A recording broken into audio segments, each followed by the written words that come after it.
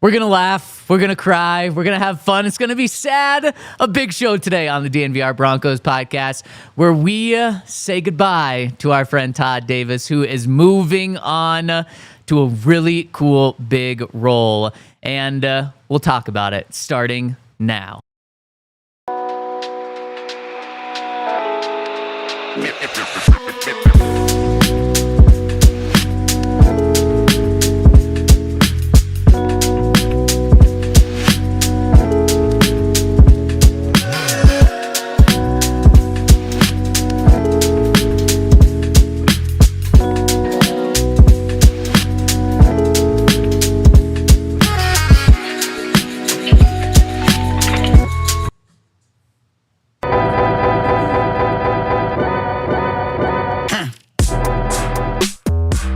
Congratulations to our friend Todd Davis on taking a job with the Denver Broncos. Todd is joining the Broncos coaching staff as a defensive quality control coach, full-time gig, and his job is already underway. And we are the DNVR Broncos podcast. Henry Chisholm, we are going to be joined by Super Bowl 50 champ Todd Davis on this show. We got Yahir and Dion behind the mic, and Zach Stevens rocking and rolling with you today.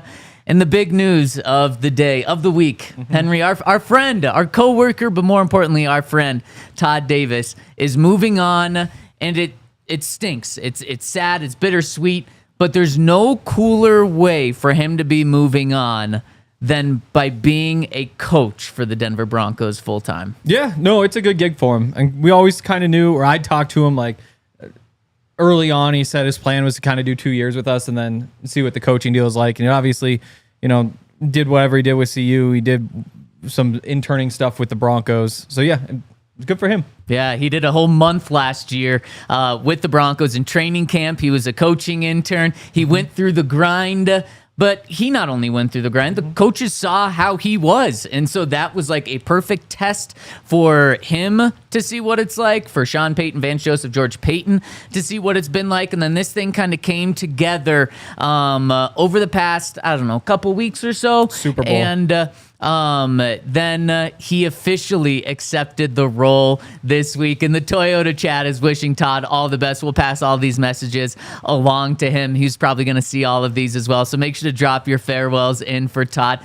I don't want to say we're going to hear from him from the last time today, because we're going to have Todd back on the show, as we'll hear from him today. Maybe not, tomorrow or next month leading up to the draft, because he's, got to protect now the Broncos shield and can't be spewing tons of information. But I know once he gets comfortable in that job, he is going to be joining us a lot, and then you guys can definitely say. So it's not like we're saying our final farewell to Todd, but for now, we're wishing him the best of luck. And heck, Henry and I will see him out there at Broncos, the first practice they have in about a month from now.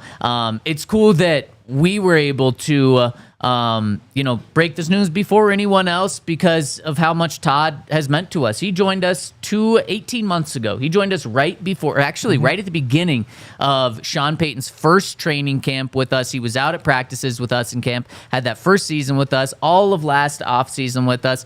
And then, like I said, he took that 1 month break to be a Broncos coaching intern during training camp, and then joined us for the rest of this season. And now he's starting his coaching career at 32 years old, and I have no doubt that Todd is going to succeed in this. After covering him like I did for years when he was a captain of the Broncos, seeing just what type of leader he was, what type of football mind he had, and then working with him on a daily basis, how prepared he is, how much he knows, how easy it is for him, and now going into coaching, he's gonna shoot up the coaching ranks. Yeah, no, I mean, we all know Todd.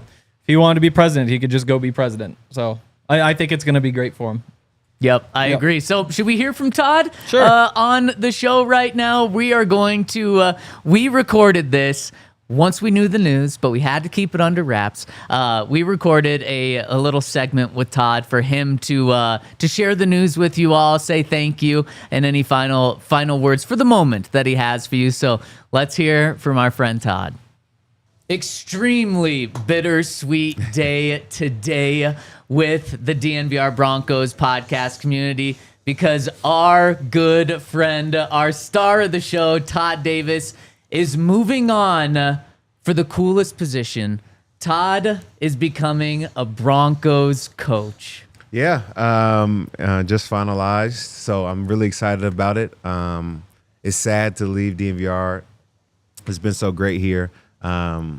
Zach, Henry, everybody here at DNVR, as well as the fans. Hope you guys follow me over to my new job and give me some support there. That would be awesome. But it is bittersweet just because it's been amazing to be here. As you guys know, I love bringing my friends on. I've had multiple guys on the show. Working with this crew every day has been awesome. So going to New Orleans, going to Vegas, I mean, we've had some really great times. So it's sad to leave for sure. I think we need to retire your chair. I think we need to raise it to the rafters, and it can just we'll just kind of hang it up there. I got a couple old jerseys too, if we want to put one in the rafters. Say less. That'd be a good idea. Say less. Yes. Can we have you sign it? Yeah, for sure. We're gonna have you sign the wall No, I of was fame. told I couldn't sign the Wall of Fame, but now that I'm leaving, maybe I can. Because that's all guests. So it's like at the top you got like Joe Sakic and Peter Forsberg. Obviously Alex and Josie came and signed it. Pat signed it. I don't know. A bunch of random Buffs guys who are only here for like 6 months, but that's a different story. And so Todd, you're hitting the ground running. You're starting right away. Yeah, starting very, very soon. And it's time to go, man. We got to get these boys in shape, ready to go. I'm excited for the season. I mean, the Broncos are going to be phenomenal, and I'm happy I get to be a part of it. Great coaching staff, great head coach, great organization, great ownership. I mean, there's no better place for me to start my coaching career than here in Denver, where I played with this coaching staff. So I'm honored to be a part of the team, and I'm ready to get started. So this is why you're so nice to the Broncos when we were talking about them these past couple of weeks. No, it's true, and it's not something I've known for the past couple of weeks. So I was, being honest in my opinion. So how long have you known that you wanted to be a coach? Because I've known for like over a year that you were so fascinated and wanted to get in here. Is this something that you've known for since you retired as a player or even further back? No, I wouldn't say that. I didn't want to go into coaching, I think, originally, just because I knew the time constraints that it puts on, the coaches. But after doing some combine prep guys for a couple years, doing some coaching with my sons, doing some coaching up at CU, doing some coaching with the Broncos, is when I realized, like, that's what I want to do and how I want to give back to the younger players. Wow. So, yeah. I have a message for anybody out there in the future. Send back some good bets. Since we're like pre-recording this in the past, whatever happens in these next couple days betting-wise, let me know. Oh, wow.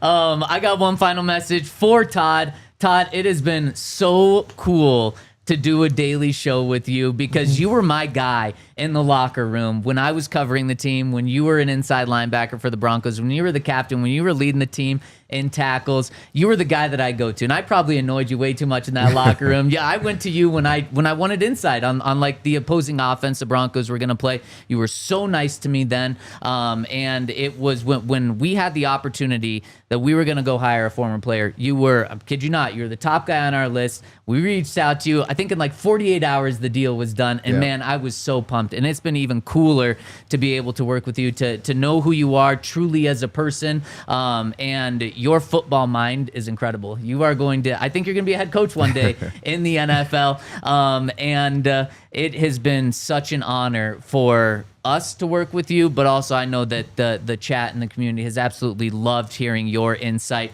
And it was too good of insight. So now that you're taking your step to the next level with the Broncos, and you're not going to be here on set every day, but we will be seeing you out there, and we would love to have you on it as much as you want to be on. I know Sean's probably going to want to keep you quiet for a little bit, but you are always welcome back here. We love you. We appreciate you, and it's been the honor of a lifetime. Yeah, thank you, man. I really appreciate that. I like talking to you then. I like talking to you now. Probably won't talk to you as much moving forward because I got to keep everything locked and sealed in-house. Not everything. Yeah. But I definitely can't wait to see you guys out there. And now me and Alex really get to talk about how we can bully Hank. So we'll have a lot of good stuff. You guys got to talk about how to back some lines. Some what? That's your job, linebackers. Back some lines. Bag some lines. No, you back the line.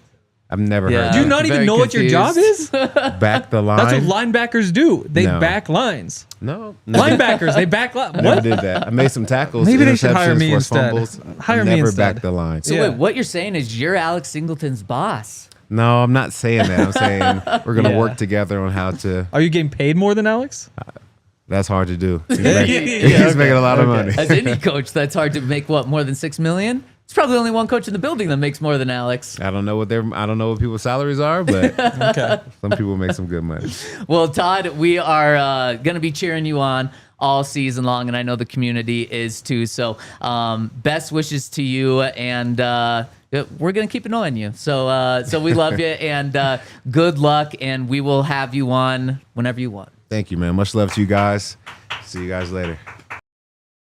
Much love to our guy, Todd Davis. And like I said, Henry, I truly think he is going to shoot up the coaching ranks. So just for people that aren't super familiar, the defensive quality control coach is kind of like the entry starting position for a full-time coach. Now, it's very difficult to get that job. You either have to have connections, you have to be a former player that really proved themselves in the league in terms of just like how they think about the game, or you have to do what Todd has done, and he's done both of those things. Plus, he did that coaching intern. He did a coaching intern with CU. I think that was kind of under wraps last year. Actually, he did that in the spring. He was still on our show, but did that. And once you get your foot in the door like he has right now, boy, you're in a spot to take off. And then the next step is a position coach, and of course, inside linebacker, he could be that as early as next year potentially. And then you go to coordinator position,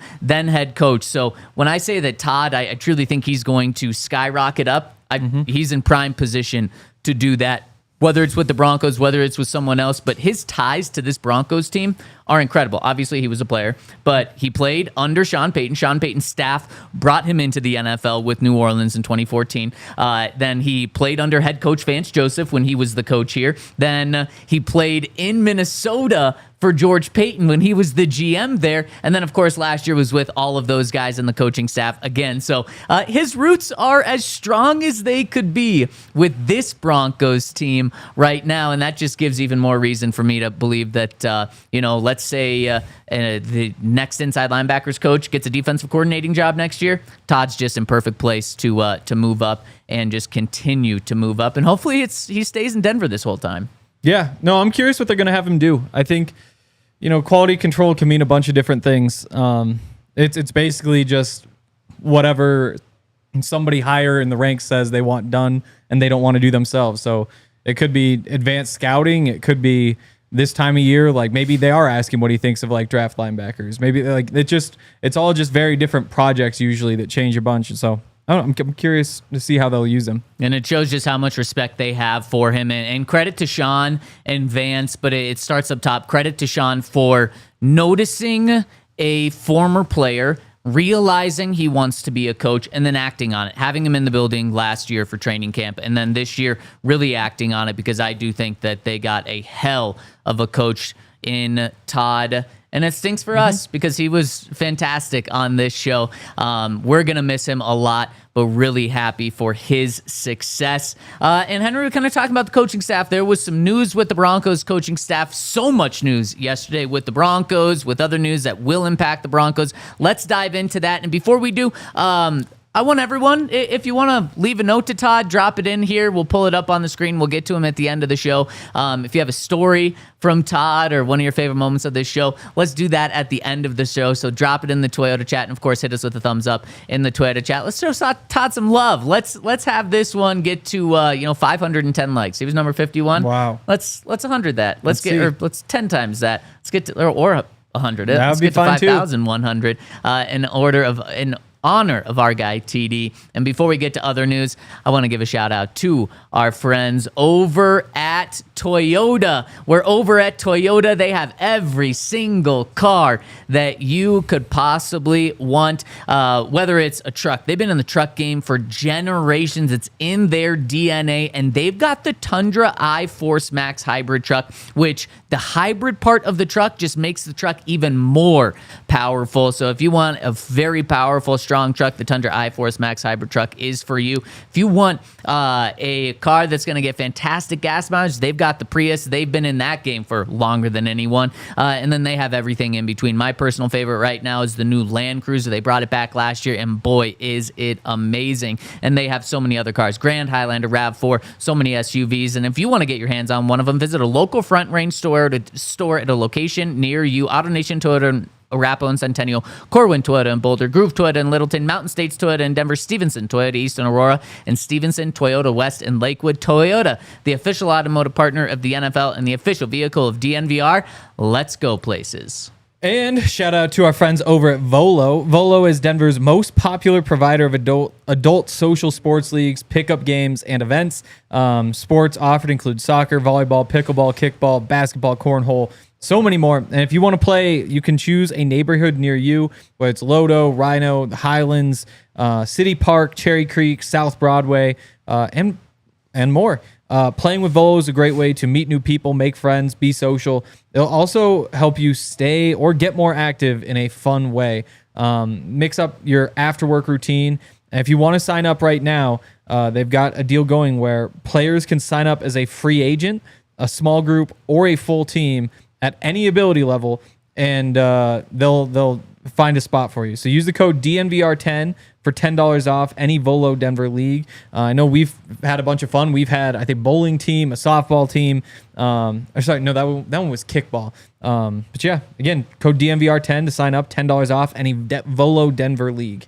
And shout out to you guys for rocking, you guys and girls for rocking and rolling with us. We really appreciate you. Hit us with a thumbs up in the Toyota chat. And so, Henry, fantastic news in the first segment. We'll just get this news out of the way right now. The Broncos have parted ways with outside linebacker coach Michael Wilhoit. He was charged officially with assaulting, I think, second-degree assault of a police officer, along with 2 other charges. We've talked about this on the show. He allegedly punched a police officer outside of the Denver International Airport about 11 days ago from right now. And the Broncos yesterday made the decision to move on from him while he's going through this. Yeah, I mean, you don't really have a choice. You kind of have to do it because, yeah, it's a minimum 5 years in prison, and you just can't be having one of your coaches get sentenced to prison in the middle of the season. So there was a chance that he could go through the whole court proceedings, have it not really affect the day-to-day, try to get it all done through the summer. But I mean, there's just too big of a risk. You need somebody who's going to be in that job all year, and that just wasn't an option. Yeah, and here's the statement that I got from Sean Payton. He says, after thorough discussions as an organization, I met with Michael Wilhoit and informed him we have decided to part ways. We recognize the serious nature of the allegations against him and believe this is the best course of action at this time. I appreciate Michael's contributions to the Broncos, and I'm confident he will move forward in a positive direction. So what this means for the Broncos coaching staff now is the Broncos moved on from their inside linebacker coach after the season, Greg Minuski. They just decided to go a different direction. And obviously now they had plans for Mike Wilhoit to stay on the staff, but now he is no longer on the staff. So the Broncos have holes at inside linebacker and outside linebacker. A lot of you in the Toyota chat over the past couple weeks have been saying, we know a really good inside linebacker that knows a lot about football, that was a former Denver Bronco. That would be a good fit. And, of course, Todd is joining the Broncos coaching staff now. We'll see who the Broncos... I've heard they're finalizing their coaching staff. I know the last big thing that they had to do was make a decision on Wilhoit, and I'm told in the next 24, 48 hours, we should know the Broncos coaching staff, especially with free agency starting on Monday. And speaking of free agency, Henry, we're finding out more news day and day. Yes. Day in and day out, getting closer to free agency, just about who's going to be available, who's not going to be available. One guy that is not going to be available is Zack Baun, the Eagles inside linebacker. Right after our show yesterday, he signed a 4-year, $51 million contract, $17 million a season. How much does that impact the Broncos? I mean, they were probably going to at least reach out, you would think. First of all, it makes sense for the Eagles to do it. They have some tough cap decisions they have to make. At the same time, they're hitting on those young cornerbacks, and so they were able to move on from James Bradbury and Darius Slay, save money there so that they could spend it on, the star linebacker, defensive player of the year candidate. So it makes sense from their perspective to pay him even if it is expensive. And I think it was only like a 3-year deal, so they avoided the 4 years, 5 years. You'd imagine they can get out of it after 2 pretty easily. But then from a Broncos perspective, what? I mean, he and Nick Bolton were probably the pretty clear top 2 linebackers on the market in terms of like age and ability. So one of those is gone. You'd imagine that, I don't know, there's 10 teams maybe who are trying to sign a linebacker. Maybe they were split. 5 wanted Bolton, 5 wanted Baun. Well, now Bolton's the only option. So more competition there. You would imagine it drives the price tag up. But we'll see what happens. I think it would have impacted the Broncos more if he wouldn't have been re-signed by the Eagles. When I was in Indianapolis, it was very clear to me, and I report on this show, I report over at thednvr.com, that the NFL and the league and the Broncos expected Zack Baun to be re-signed by the Eagles before free agency started. So I actually don't think that this impacts them. I think they had their free agency board set to where they expected Zack Baun to not be available right now. So yesterday, I think it came as like, man, a bummer to a lot of Broncos fans. We can't get maybe the top free agent available. Some people thought he was the top free agent, not just inside linebacker, but in the entire NFL available, as he was the runner-up for Defensive Player of the Year last year. I don't think the Broncos were. I know the Broncos weren't nearly as surprised. So now, as Angel T in the Toyota chat is saying, says Nick Bolton or nothing. That is now not just maybe the Broncos' approach. That's probably a lot of teams' approach now. Yep. So this is really good news for Nick Bolton, not only for seeing the $17 million a season that he could be looking at, or potentially more, but also that's one more guy that there's no competition for Zack Baun anymore. So more teams are going to be wanting Nick Bolton. Dre Greenlaw is a very strong inside linebacker class. So on the surface, I get why it was a big deal for the Broncos, but in reality, I think inside the Broncos building, it wasn't. Henry, were you okay with the $17 million per year for Zack Baun? Like, if the Broncos would have given him that, would that have been okay? I mean, that's the price tag. Like, that's about what you expect. Because like Tremaine Edmonds, I think, got like 18. I believe so, yeah. So you kind of see like, I don't know that anybody's ever gotten 20, but he's coming off a year where he was a finalist for Defensive Player of the Year, won a Super Bowl. Like that was going to probably be the price tag regardless. Had a great game in the Super Bowl totally, too. I mean, you're right. You can't, outside of him having more than one season under his belt of this quality of play, finalist for Defensive Player of the Year, Super Bowl champion, a pick in the Super Bowl. They kind of had to get him locked down. You couldn't let a guy like that leave after that season. So congratulations to Zack, and congratulations to the Broncos, because it doesn't really impact them that much. So what does this mean for Nick Bolton's price tag? Because the Chiefs aren't going to be re-signing him to $17 million. Do you think he gets more than $17 million or just closer to $17 million? I think he probably gets 4 years. I don't know per year what the difference is. Because I think Bonds was like 2/3 guaranteed. So I think that's going to be the big difference. I think 17 wouldn't surprise me. If he does get to 20, I'm not going to be surprised. But I guess I wouldn't expect much under that. Like, it certainly won't be under 15 million because he's proven. You know what you're getting. And when you're not getting like probably Defensive Player of the Year type play, he's still young, maybe he improves, but you're getting somebody solid who can fill that gap. I'd say he definitely made money yesterday. That's what we know for sure. Whoever's paying him is going to be paying more.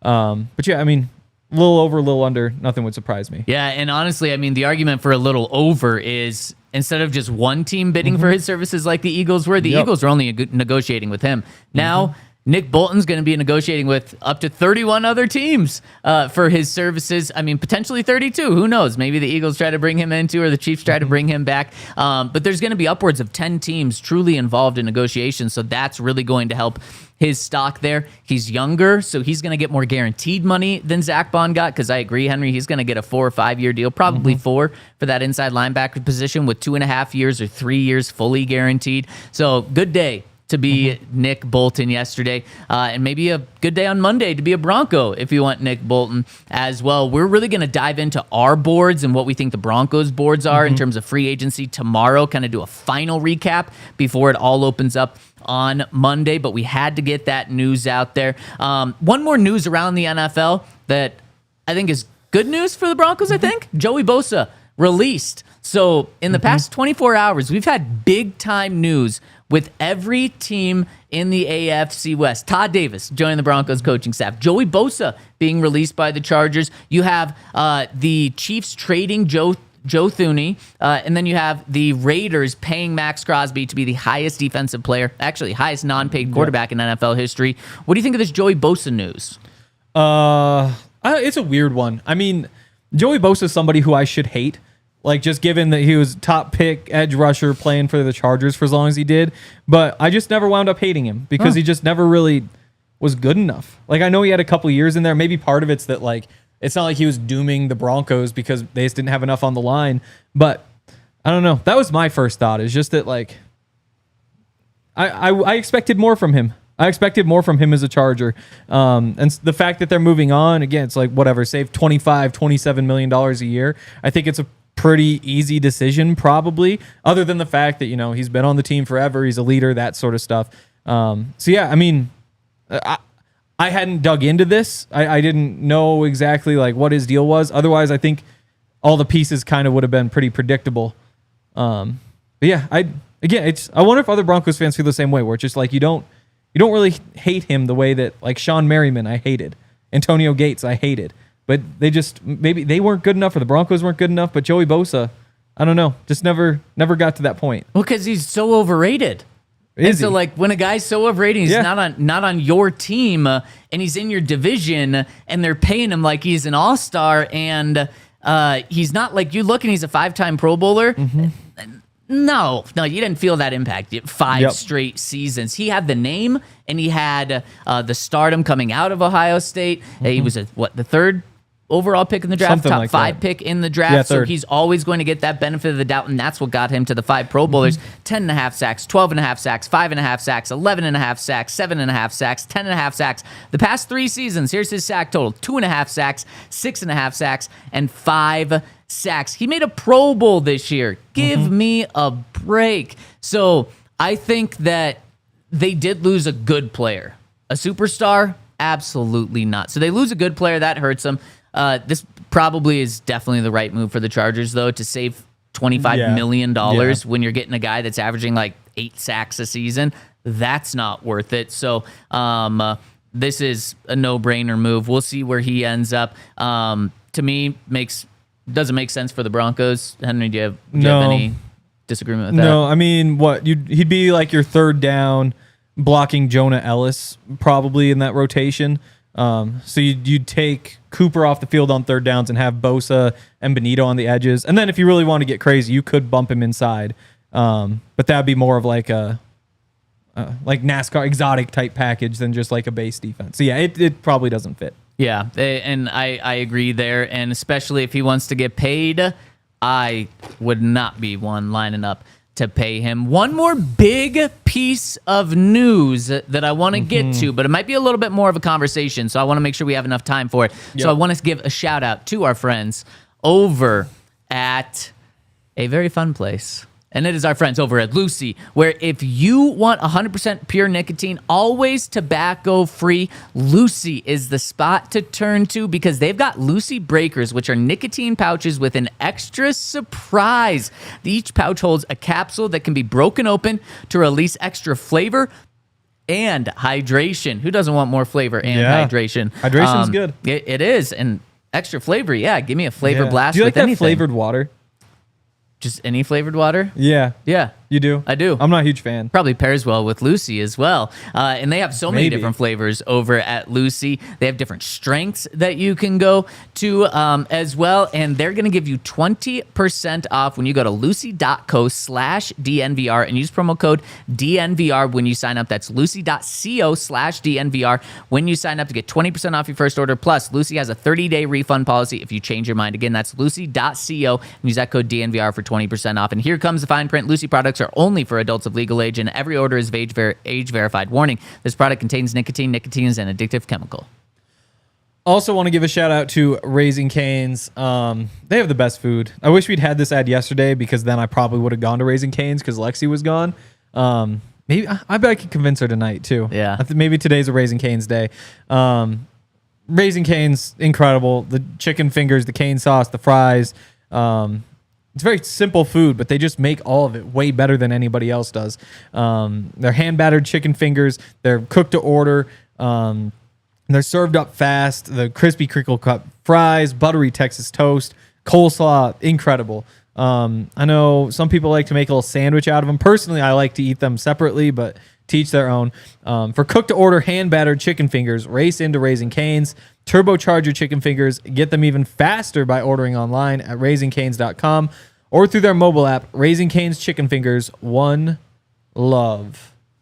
Shout out to everyone tuning in with us. Hit us with a thumbs up if you're tuning in. We appreciate hearing from every single one of you. And the Toyota chat is buzzing over the final piece of news that we need to get to today. And that piece of news is Zack Baun is searching for a big-time contract extension. According to our friend Chris Thomason, says he tweeted yesterday, heading into the final year of his contract, Broncos' second-team All-Pro defensive end Zack Baun is seeking lucrative contract extension. One source said Allen seeks deal in the neighborhood of $25 million per season. Website SpotRack projects his market value average of $22.1 million per season. So that's what Chris Thomason reported yesterday. And right now, Zack is entering the final year of his deal with barely any guaranteed money, no guaranteed money left of what he signed with the Broncos 2 years ago, which was a 3-year, $45.6 million extension. So Zack is under contract for an average of $15.2 million heading into the final year of that deal. So 15.2 is the average of his contract right now. According to that source from Chris Thomason, he's looking for a $10 million raise, potentially up to $25 million a year. Yeah. No, I mean, and that's about what you expect. It's tough because he didn't get as many sacks as he probably should have. And because of that, you might be able to get him for less money. I'm curious. SpotRack only does the comparisons for free agents, so I don't think they'll say like the similar players on there. I could be wrong though. That's a lot of money. I mean, $31 million, $32 million is Chris Jones, who's the best at that position in the NFL. You probably just pull the trigger now, give him the money, sign him up, so that you don't have to worry about dealing with it next year, because it still could go up a little bit. It seems unlikely it'll go up much. So you got Chris Jones at 31, Christian Wilkins at 27.5, Matt Ibuki at 24.5. So if you give him 25, third highest paid interior rusher in the NFL. That's a lot. And because you're not getting a break at $25 million, you could definitely justify waiting to get this done, because again, worst case scenario, he goes out there and has 12 sacks next year and you're like, oh, we've got to give you 30 and we blew 15, 20 million. Or I guess it's tough to see it going down too much either. My only question with this is coming out March 6th. Mm-hmm. If this is coming out now, to me, that and this isn't doing any digging on it. To me, that says like he really wants this year, and he's making it known on March 6th. Don't let me wait until the season to start talking to me. He wants it now. So I'm curious how this unfolds when OTAs comes around. Does Zack show up? Does he take the Cortland Sutton route and not show up until mandatory minicamp to show his displeasure with not getting a contract extension right now? That's the biggest part to me that jumps out right now. And then, of course, the $25 million as well. But you're right, Henry. Like the Broncos, you don't gamble that much. We talked about with Nick Bonito how there is a big gamble there and giving him money now, but then also not giving him money now. With Zack Baun, if you're just giving him $25 million, you're pretty much giving him the bag right up front. But in my opinion, you can't let Zack leave. Like he is too valuable. Now, obviously, he's still under contract for this final year, so he's going to be here. I'm paying him. And I saw someone, I'm sorry, I don't remember, I don't see it right now in the Toyota chat, say 3 years, $70 million. Man, if that would get it done, that's kind of that $22 million that Spot Rack has. It was Jose in the comments that said that you do that. He's going to be 28 years old entering this season, so you're not worried about age. If you can get him on a 3-year contract, it's perfect. He might want a 4-year deal, and that's probably also okay because 2.5, 3 million of that, or 2.5 to 3 years of that will be guaranteed. I'm fine with doing that. Zack Allen is so important to what you do. He is probably a big reason why Nick Bonito had such a breakout season last year. We heard Von Miller year in and year out talk about Derek Wolfe and how important he was. Zack Allen plays that Derek Wolfe spot, just maybe even with a little more pass rush to him there. So you got to keep him. And maybe this is why you have to make the tough decision of saying goodbye to DJ Jones. The Broncos, as of right now, have not re-signed him. And if DJ wants $10 million, Zack Allen wants $25 million. We also, I quote tweeted Adam Schefter's thing yesterday about paying big time pass rushers money, and he put a list of guys. He didn't include any Broncos, so I quote tweeted it and said, like, don't forget Nick Bonito on there. And then John Franklin Meyer responded to me and said, also, don't forget me. Don't forget JFM. He went third person on himself there. So that tells me, like, okay, well, he's also, just like Zack Allen, he's entering the final year of his deal. He wants to be paid as well. If you want to also, get some pieces for Bo, pay an inside linebacker in free agency, you're paying Pat Surtain. You might have to pay Brandon Jones after this year as well. Are you going to be able to pay everyone on the defensive line, everyone on the front seven? Because you're paying Jonathan Cooper right now. You're paying Zack Allen right now, even before his big deal. You're going to pay Nick Bonito. Are you also going to be able to pay DJ Jones and John Franklin Myers? To me, if you're really planning for the future, we might be seeing the planning happen right now with DJ Jones not being re-signed. Yeah, we'll see. I mean, and that's everybody who's asked for a contract now too, or in some way, or at least come close with Zack Allen, Court, Nick Bonito, and JFM. Those are kind of your big four going into next year. You also have like Alex Singleton. Shouldn't cost too much, you wouldn't think, unless he has a great year because he'll be 33. Adam Troutman, PJ Locke, Malcolm Roach. But those are kind of your big four. Luke Wattenberg, I guess, could also be in there. Did you mention Cortland Sutton? Because he wants Zach, Court, JFM, and Bonito. So if you wanted to just get those guys all locked up, it would make some sense. Marvin Mims is up for, he can get an extension after this season too? He is eligible, yeah. You'd have him under contract for another year, but he'd be eligible. So yeah, I'm curious to see what they do, because I'm curious what the John Franklin Myers contract would look like, because I don't know that he's ever gotten like the early extension.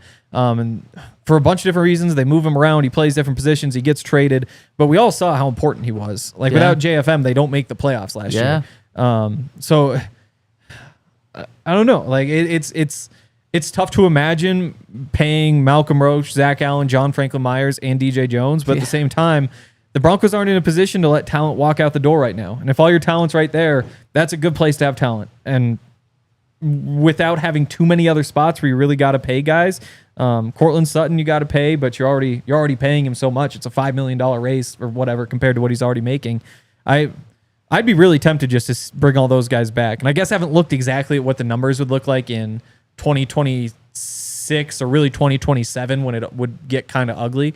But assuming that's not too bad, again, you got a quarterback on a rookie contract. You've got that cap space the next couple of years. You're going the right direction.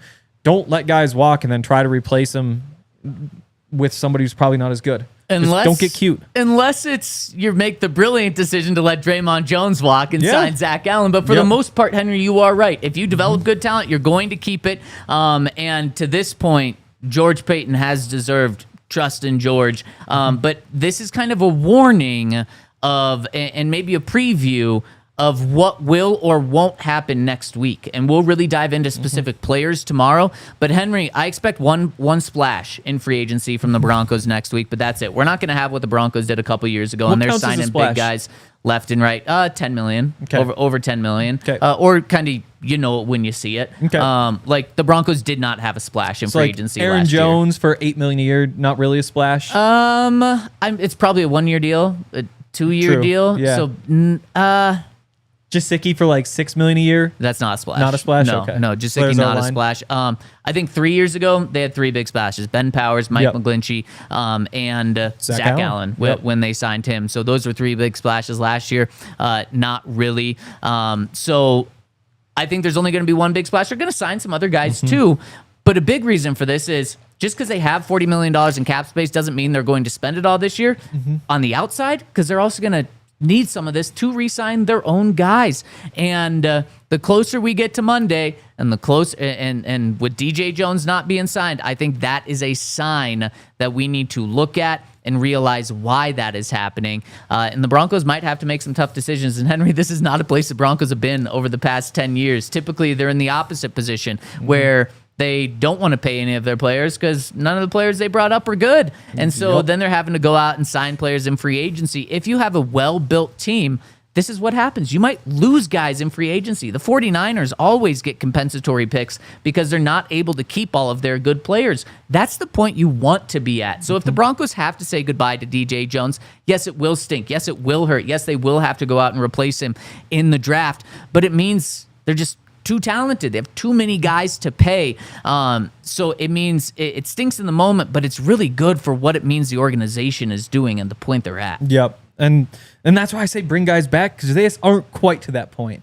They aren't quite to the point where they can't afford to bring everybody back. And I think when things are going well, you lean that way. Because if they wanted to, they could have a bunch of turnover. They've got $200 million in open cap space in 2026. $200 million is a lot of money. Then you assume that they're going to use that to bring back Nick Bonito. And there goes, 20 million of it. And really it'll count like 10 that first year. Cortland Sutton, Zack Allen. You assume that those guys are coming back. But they don't necessarily have to. And that's why when you make these decisions, do you want to mostly stick to running it back and building with what you have, or kind of reshuffling the deck? I just don't see much of a reason to reshuffle the deck. No. When things are going well and you have the chance to pay all these guys. Then it's the next time around. It's in a few years when these contracts start to get up and you say like, oh, can we afford to bring Nick Bonito back again? Hopefully at that point, you've hit on a couple other edge rushers. Hopefully you've been building depth from within so that there are other guys who you feel like could take that job. Because right now, if Nick Bonito's gone, as much as I like Jonah Ellis, and as much as I like Dondre Tillman, I'm not sold that those guys in 2026 are going to give you a good pass rush, or that you're going to be a plus in that position. Nick Bonito gives you a chance to just be good at that position. Don't waste that. Fair. So, Henry, I'm leaning DJ Jones is not back. Are you leaning that he is? I think he's back. Okay. Yep. Okay. Again, it's tough with Roach, Zack Allen, JFM all needing decisions, but for now, hold it together and you can figure it out after. It is interesting in the past 24 hours how we've heard from Zack Allen. He wants one. We heard directly on social media from JFM. It seems like he's looking for one. Nick Bonito's now open for it, and sources tell me he's very open for an extension to happen this offseason as well. It's not he's demanding one this offseason, but he's open for it. So the Broncos contract news really might not be next week. It might be right before the season when we're talking about extending all of their guys. And that's all a lot better than where most of the teams are right now, like the Seahawks hearing, DK Metcalf wants to leave. Yeah. Because there's a lot more people right now who are making news because they want to leave than because they want to stay. Yep, completely. All right, Henry, let's move on here and rank the Broncos' position needs heading into free agency. How do the Broncos stack their board in terms of that's the position we need the most? We're going to do the top 7 in a graphic, but we can also continue to go on and rank every single position. When I ask you the question, Henry, what's the Broncos' biggest position need? What jumps to your head, number 1? I think it's linebacker. Wow. Because, again, like right now, if the season started, Lavelle Bailey is a starter for you, who I really, really like, but I don't know that he's ever taken a defensive snap. Again, like you have other spots like running back right now, it's Audric Estime or Jaleel McLaughlin. You look at tight end, it's Adam Troutman. I think if you're talking roster today, what is missing? If you could patch one spot, I think linebacker right now is the answer. Wow, that shocks me because I go a different direction completely. I go with running back, and to me, when I took a step back and thought about it, I thought no doubt it's running back because the Broncos have to get better there. And you say Lavelle Bailey's a starter. Yeah. Well, he's one of the two starters. The other starter is Alex Singleton right now. And so youth with also someone that I really trust. And Lavelle Bailey's off the field, would be off the field a lot. Alex Singleton would kind of be your 3-down linebacker as it stands right now. Yes, that second position, they do need to fill a linebacker, but running back, there's one starter. Right now, it's not Javonte Williams, who was your starter the past 2 seasons. If it's Audric Estime, remember Audric Estime, I like way more than I think Sean Payton does because Audric Estime in the playoff game was benched. He wasn't given a jersey. The Broncos didn't trust him. So that guy's your starter, or it's Jaleel, who, man, has he flashed? But last year, his yards per carry dropped an entire yard. He has not hit 500 rushing yards in either of his first 2 seasons in the NFL. He has 1 rushing touchdown in each of his first 2 seasons. No, I need running back big time. And to me, like, even the more I think about it, it's just like, it's running back. And then there's even a gap between tight end, linebacker, and then everything else there. But we need help breaking the tie. I don't know. Do we go Dion, you here? Do we go Toyota chat? Are we going a poll right here? What should we do, Henry? We can go with the poll. I just think, again, like Lavelle Bailey playing 40 snaps a game, or, 2 guys who've at least seen the field. That's where I just think that the hole is just so much bigger there.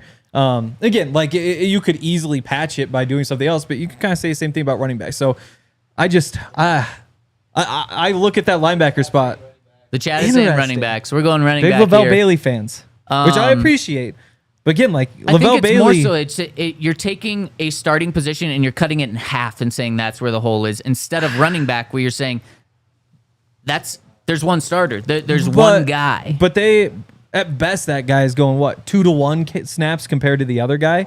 And I think, again, like... Should be 66%. So, I mean, it is more than 50%. I think your second linebacker is probably on the field more than 66% of the time.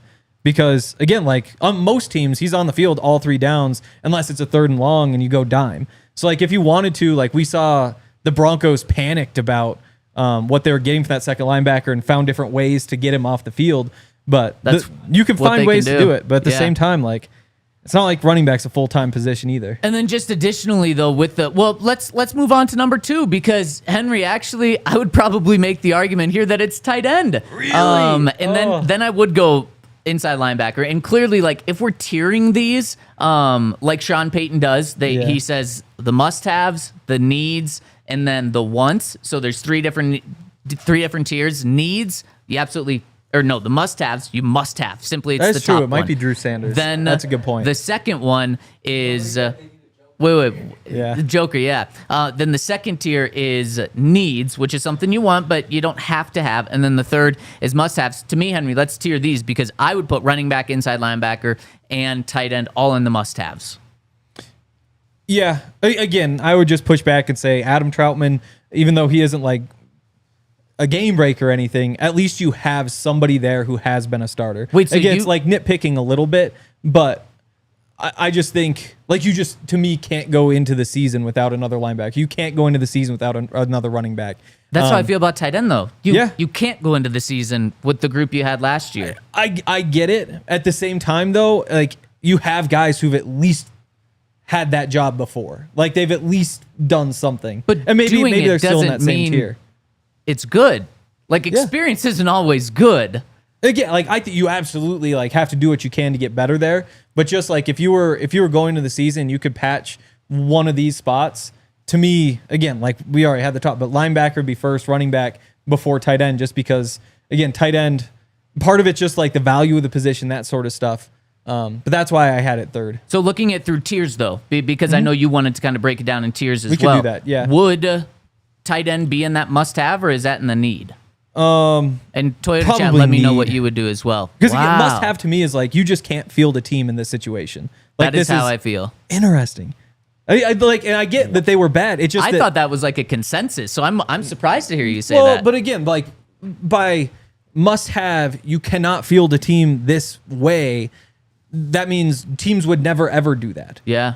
And the Broncos have. And that's where they thought Greg Dulcich last year was going to be that's fair. The difference in that room, and that's clearly fair. They he did wasn't. think that. But yeah, no, I mean, tight end is important. Like you do need to get better. Like we're really, really nitpicking here. Can we get a consensus in the chat, because we're split on what to go 2 or 3 here? Can you dig through because you said you put tight end 3? Yeah. Okay, so let's see what the chat thinks, and they can help us there. If you guys need a little bit of time to mull through that, tight end 2, inside linebacker 3. For me, there's not much of a difference between the tight end and the inside linebacker. To me, those are the big 3 right there in the must-haves. Hank's got running back and inside linebacker in the must-haves, and now in the needs, you'd put tight end and then let's go to what else would be a need after the big 3, which I think Broncos country has all admitted in the past couple of weeks is the big 3. What's 4? Defensive line. And I think that's another one that's pretty easy. And this is assuming DJ isn't back. Like he's a free not on the agent, team. right? Yeah, I'm just saying so who's on the team now, who right. not Yeah. So without him, again, like Malcolm Roach is like a starter. That's just fine with me. But you're still looking for at least 2 more guys in that rotation. Maybe Jordan Jackson wins one of those jobs again. But like you talk about, like safety could be in that conversation. The thing is, at least you have like 2 starters, and there isn't much of a rotation there. The difference to me with defensive line is that you have your starters, but there's also rotation, and so you have to figure out who you're bringing onto the field. So that's why I went that way. Very fair, and I can lean this way with you. I don't have a strong opinion on this, and to me, that speaks volumes of how good this team is and how built up they are outside of those first 3 positions. I think I'm totally fine with the Broncos defensive line right now. Even if DJ Jones leaves, would it be a bummer? Sure. But if he wants top dollar, wants good money, I'm saying, no, it's okay. We can go find a guy to be on the defensive line as a backup in the draft, because I love Malcolm Roach starting in the middle. In fact, I think he can be that player for the Broncos this year. You just lose the depth with DJ Jones there. I love John Franklin Myers on the line. I love, obviously, Zach Allen on the line right there. And so, to me, we can go defensive. Is it defensive line or interior defensive line? Just defensive line. Defensive line for number 4 there. And, man, again, I just have no concern there, even if DJ walks, which just shows me how good this team is. And from a year ago, people were saying the Broncos had the worst roster in the NFL, the second worst roster in the NFL. Multiple outlets said that. Boy, 1, they were wrong, and 2, how much has changed already with this. Because I love the defensive line. The fact that they're coming in 4, man, it makes you feel good about this. Where would you go at 5? I had safety next. And again, like it's a depth problem, and like you could upgrade PJ. Again, I have safety and center pretty similar. Safety with the tiebreaker just because depth. Center, you have plenty of depth. Receiver kind of in that conversation as well, but not really. Yeah, we can go safety. I have it kind of right in this group, and to me, this group is like, it's maybe a need, but maybe even in the 1 category. Again, like once you get past those musts, I'm feeling so good about this team. So we can go safety for 5 right here. We gotta get Todd to tell us what the actual musts are. Maybe afterward. After the offseason, maybe he'll tell us. Yeah, not from Todd. I have not asked Todd anything this week. I wouldn't do that. From talking to other people in the building, I'm feeling pretty good about what I said about those 3 being musts from inside the Broncos building there. 6, are we going wide receiver now? Like, to me, now we're in the wants. This is no longer in the needs. It's like, if you can get a good receiver, sure, might as well add him. I know the Broncos don't feel they need or must have a great receiver. After going defense for a couple of positions, I probably want to circle back here with wide receiver. Yeah, it's tough. To me, it's between receiver and center, because receiver is probably easier just because, like I said, you've got 3 guys competing for 2 starting jobs at a position where they play 5, and you still don't really know who that 5th guy is. So that is a need. You do need to add one. Again, I would say it's a want, but That's Okay. fair that we're separating different. So 6, we're going receiver. And then 7, you've mentioned how you want to put center on here. We can definitely do that. Just another position that I want to throw out because it's actually a must-have here, but it's lower on the list. For 7, I would go backup quarterback, actually. Or I wouldn't go there, but I would throw that out into the conversation because they legitimately don't have one. True.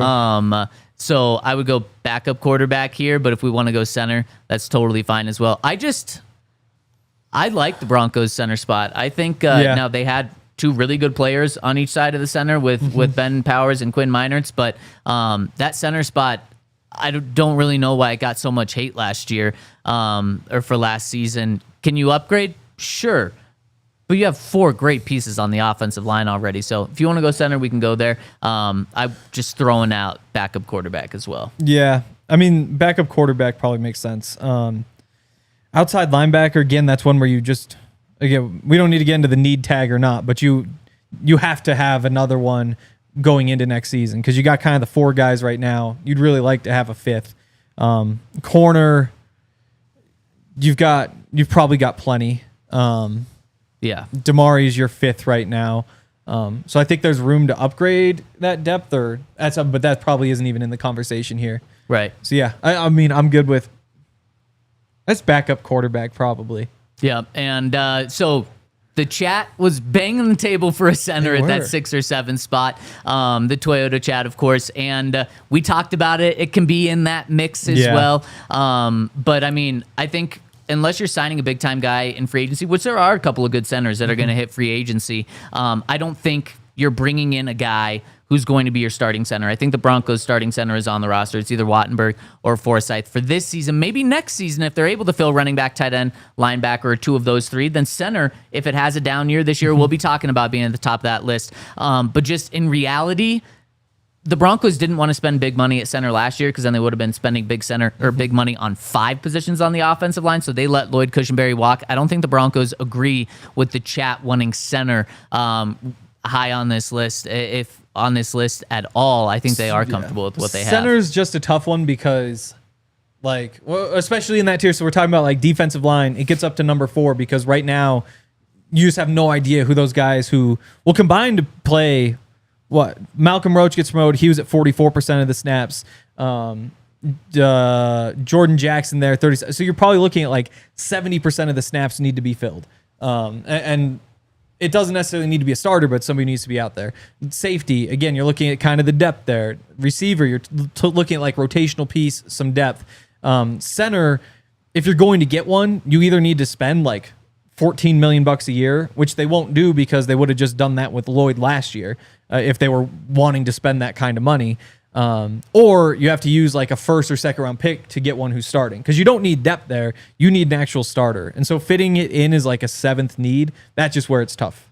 Very fair. Okay, let's hit the Toyota chat and get to some super chats before we get out of here. Some love to our guy and our friend Todd Davis coming in from our friend Christopher, who says, I'm so excited for and proud of Todd. I knew it was only a matter of time. Congratulations. Now, who will try to fill his shoes, and will Todd be back? So as I said, it's a full-time gig with the Broncos. Yes. He will have some free time in the summer. It would be awesome to bring him on, pick his brain, but also just get to chat with the guy that's been on this show for, 500 days now. And in terms of who will fill his shoes, stay tuned. We got some very exciting possibilities and things that we're working through right now. Christopher also hits us with, I also have a question for Henry. How would you feel about Jordan Mason and our running back room, and how much would that realistically cost? I saw it posed on Twitter and wanted your take. Yeah, I don't know what it would cost. We'll start with that. He is a productive running back. I think there's upside there. Obviously, coming from San Francisco, he's only ever split time. And I don't think he did too much before last year, which again, tread on tires. We talked about him on the draft pod and liked him. Like, he's shifty. He's like a do-it-all type running back. You can give him the ball between the tackles, and he's fast, can run guys over. I think that he could be a good pickup. And I'd like it better, I think, than like a J.K. Dobbins or like a Najee Harris probably, especially when you know that Sean likes to split carries for running backs. He's in there competing, probably getting one of the spots. It means you probably only draft one running back, which I don't necessarily like because I feel like this is a year where you want to draft two.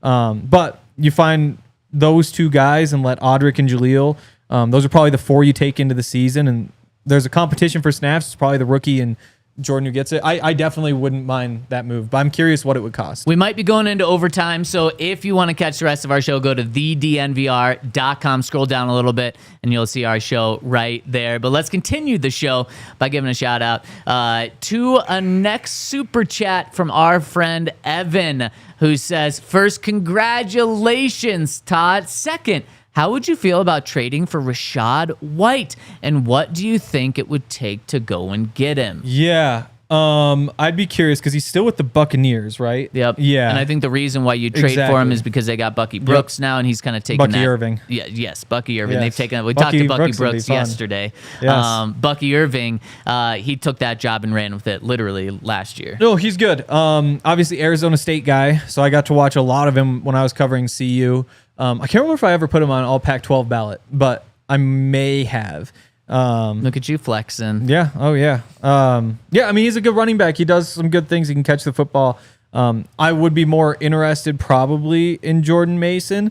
But, again, just looking it up, he did have over 1,000 all-purpose yards last year. You could do a lot worse. Again, if it comes down, if you can get that done for a 5th-round pick, would you rather have a 5th-round running back or Rachaad White? That's probably the line where you say, go Rachaad White.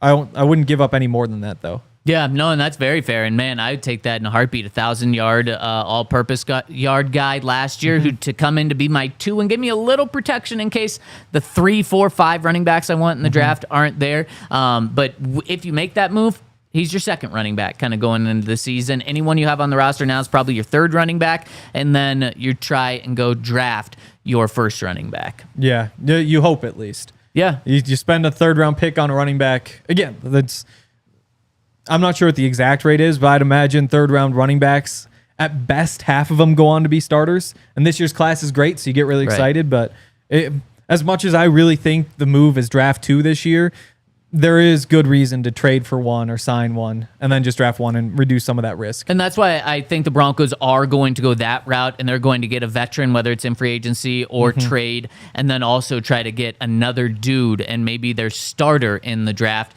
But it's really tough going into a draft with a position you must have that for me, and the chat was the number one on the needs board, and not do anything leading up to the draft. So expect a couple of ads for the Broncos this year at that position. The good news is because there's so many in the draft, that running back market's probably going to be really slow. So like the top guys will probably get deals early. I'd imagine there's going to be a lot of running backs who aren't going to get signed until after the draft because teams want to go there first, and everybody will kind of be on the same page with that. So to me, they'll probably wind up with Dobbins, Najee Harris, or Aaron Jones, or they aren't signing a running back till after the draft would be my best bet. All right, and speaking of those guys, Najee, Aaron Jones, J.K. Dobbins, Nick Bolton, Mike Gesicki, Dre Greenlaw, Javon Harlan, Calais Campbell, Javon Hargrave. We're going to be giving our big boards tomorrow. And with all those names I threw out, let us know in the Toyota chat in the comments for today's show and tomorrow's show who you're putting number 1 on your board. We're building out our big boards with a special guest tomorrow to give you our final free agency prep. And then just one quick note, we're going to be doing a free agency special. When the legal tampering period opens next Monday, we're going to be starting a show. It opens at 10 a.m. Denver time. We're going to be starting at 10 a.m. to break down any big signings from the NFL or the Broncos that happen. We're going to be live, so make sure to tune in to that special on Monday morning at 10 a.m., but don't miss tomorrow's show, 11 a.m. We want to hear who you guys are putting on your big board. It's going to be a fun show with a special guest. Shout out to Henry. Shout out to Dion. Shout out to you here. And a big shout out and congratulations to our friend Todd Davis on becoming a Broncos head coach. We love you. We love the Toyota chat, and we'll see you all tomorrow, 11 a.m. We all silly like the mayor.